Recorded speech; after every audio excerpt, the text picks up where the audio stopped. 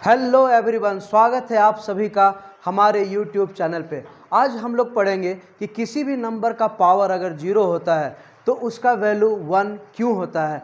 बहुत सारे स्टूडेंट का ये कन्फ्यूज़न होता है, उन्हें ये तो पता होता है कि किसी भी नंबर का पावर अगर हम लोग जीरो लिखते हैं तो उसका वैल्यू 1 होता है, लेकिन एक्चुअली में उसका रीज़न क्या है, क्यों उसका वैल्यू 1 होता है, ये कुछ स्टूडेंट्स को कन्फ्यूज़न रहता है हमेशा। तो आज हम लोग इसी कन्फ्यूज़न को क्लियर करेंगे, बने रहिएगा हमारे वीडियोस पे। हम लोग देखेंगे कि किसी भी नंबर का पावर अगर जीरो होता है तो उसका वैल्यू 1 क्यों होता है। तो देखिए, इसको समझने से पहले एक बेसिक कॉन्सेप्ट है मैथ्स का जिसको समझना काफ़ी ज़रूरी है कि कोई भी नंबर का अगर पावर लिखा हुआ रहता है, सपोज अगर हम लोग लिखते हैं यहाँ पे 7 का पावर 5, तो इसका मतलब क्या होता है कि दिस 5 इज पावर, और इसको हम बोलेंगे एक्सपोनेंट, और ये जो 7 है इसको हम लोग बोलते हैं बेस। यानी कोई भी नंबर अगर लिखा हुआ हो, अगर 10 टू द पावर 20 लिखा हुआ हो तो ये हो जाएगा हम लोग का पावर और ये हो जाएगा बेस। अगर x to the power y लिखा हुआ हो तो ये x हो जाएगा हम लोग का बेस और y हो जाएगा पावर। ठीक है, अब यहाँ पे क्या होगा, देखिए हम लोग का एक रूल है। रूल में क्या है कि x to the power m into x to the power n is equal to x to the power m plus n। Same base का नंबर अगर मल्टीप्लाई हो रहा हो तो उसका पावर ऐड हो जाता है। ठीक है, ध्यान दीजिएगा एक बार फिर से, अगर सेम बेस का नंबर आपस में मल्टीप्लाई हो रहा हो तो उसका पावर ऐड हो जाता है।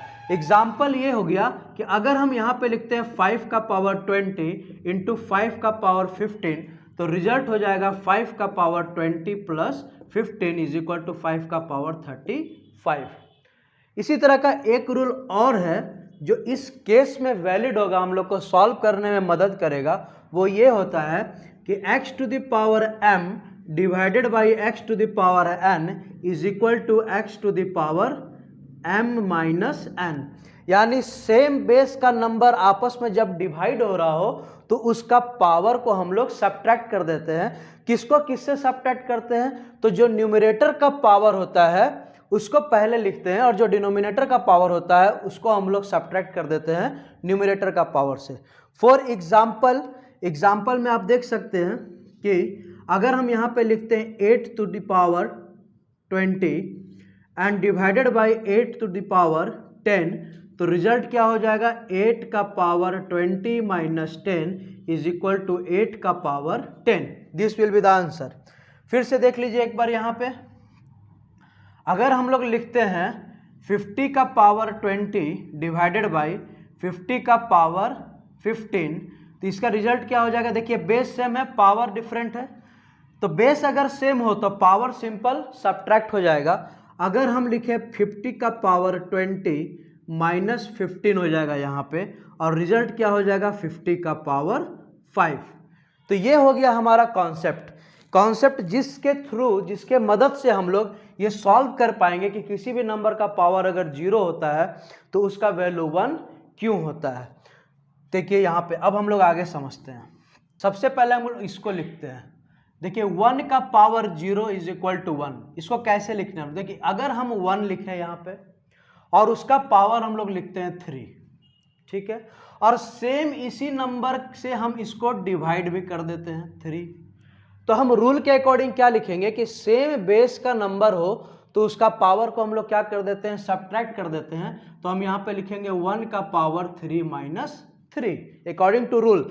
अब देखिए यहाँ पे 1 का पावर 3 माइनस 3 क्या हो जाएगा, 1 का पावर 0, और 1 का पावर 3 और नीचे भी 1 का पावर 3, ये दोनों को कट जाएगा तो रिजल्ट आ जाएगा हमारा 1। This will be the answer. यही तरीका होता है, मतलब हम लोग किसी भी नंबर का पावर अगर जीरो देखते हैं तो समझ जाइए कि कोई एक नंबर है बेस और उसका पावर है कुछ, और सेम बेस वाला नंबर और सेम पावर वाला नंबर अगर उसके साथ डिवाइड हो रहा होगा तभी उसका बेस के साथ पावर जीरो लग जाएगा और उसका रिजल्ट 1 हो जाएगा। देखिए जैसे एक और एग्जांपल हम लेते हैं, अगर हम लोग यहाँ पे लिए 7 का पावर 8, ओके।